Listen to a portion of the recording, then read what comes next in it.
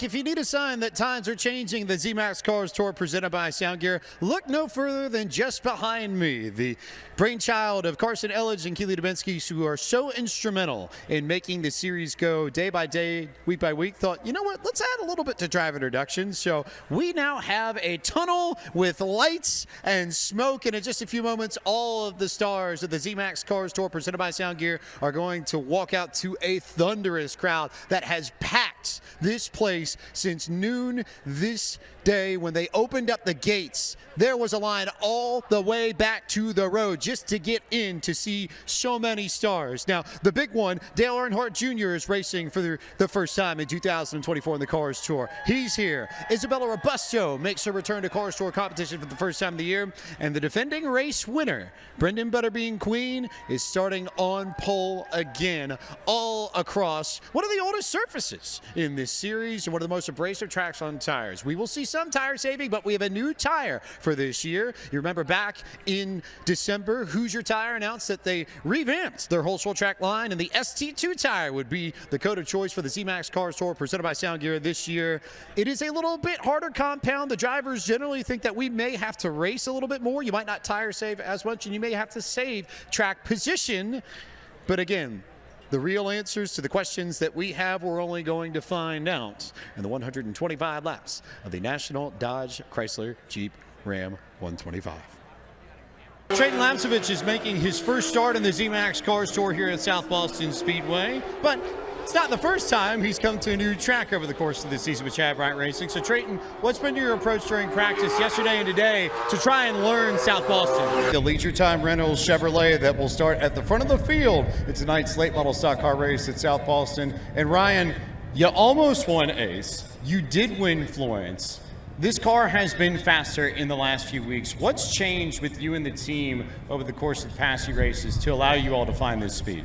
You're back in the 35 here for this race after spending last year with Highlands Motorsports. What are the differences between running for a sort of organized team like that versus running for the family team? Eric and Blake, you guys have highlighted all the newness amongst the zMAX Cars Tour coming into our season opener. But even if you look at the front of the field, there are drivers that have experience, but they have new combinations in some form. Chris Wright, Tyler Tanner don't really have all that much experience racing here. Kyle Campbell has a brand new car that he's running with. Caden Honeycutt won last time out at Caraway, but he's only run one race with that team. Katie Hediger and Tristan McKee are running with new teams this year, and that may give an advantage to the two drivers that come into this as established entities in terms of experience, namely Tyler Church, who has been running with the Cars Tour since super late models were involved, and Nick Lowden, who comes with a team and a crew unchanged from last year and won at South Boston back in October. So those two may benefit from the experience, may make a difference at the end of the day. We got three cars on pit road here, all dealing with issues. Tristan McKee was the first one, and Cars Tour officials came and they wiped the rear bumper of the sixth car. There was a certain sheen on it, so their thought is something oil or fluid related on McKee's machine. Meanwhile, Higgins' crew looking at the bay of the motor. Same issue for Caden Quapple as well, as the Higgins team goes underneath the hood to look at their engine. Caden Quapple's team continuing to look at his engine. They've got fans on the 35 engine right now and hands going into the bay of the engine on the number 9 machine. So it is hectic here underneath green flag conditions, but Hood now going back down on Ashton Higgins' machine. Yeah, guys, down here in the K Brown pit, Deke McCaskill also just pulled into his stall, and looks like Dustin Storm also making it back as well. Heavy damage to the right front of K Brown's machine. Crew just assessing it, trying to figure out where to start with that car. Meanwhile, over at Deke McCaskill, it is all hands on deck. RNRS Race Cars brought 3 cars to Dominion Raceway this week, and pretty much everybody that's in their pits looking at the engine bay, trying to figure out where to start. Looks like they're going to try and begin repairs on the radiator. Worth noting that this is a track where restarts can get tricky, and this is not the first time at Dominion that we've seen stack-ups and people missing shifts and things happening right off the drop of the green flag. Don't think any of us expected it to come this early, but it's something that's happened in the past, and it may be a trend that we need to watch over the course of these 125 laps. And as this race progresses, it's happened now, but there's every possibility that it could happen again, and it could change the race pretty significantly. Bobby, I saw you checking the exhaust almost as if there might have been some sort of fluid or oil that may have been coming out of it. Did you get a sense of what happened with the motor to put you out?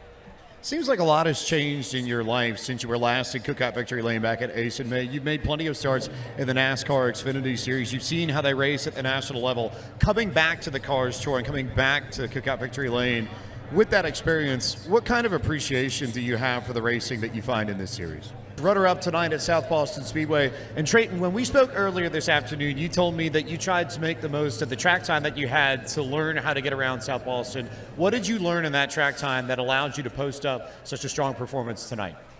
I've been around the Cars Tour for about half a decade now and change. I can say without question, so far as the racing is concerned, this is one of, if not maybe the wildest races that I have seen. Fantastic stuff, top to bottom. A lot of chaos. Credit to the officials for sorting everything out and getting everybody placed where they needed to be. But at the end of the night, sometimes it isn't necessarily about having the fastest machine. And I think anyone in the top three would be the first to say that they didn't necessarily have the raw pace of a Millington or a Queen or a Hall. But sometimes that's not what it's about. Sometimes it's about putting yourself in the right position, letting other people ahead of you overdrive, and then capitalizing on the opportunities that come in front of you. Credit to the podium this evening for doing that. Credit to Caden Quapple for driving back through the field after the brake issue in the PLM race. And finally, condolences to the friends and family of Scott Bloomquist, one-of-a-kind racer. Doesn't matter whether or not you're an asphalt person or a dirt person, a personality that cannot be matched and someone that will be sorely missed by the racing community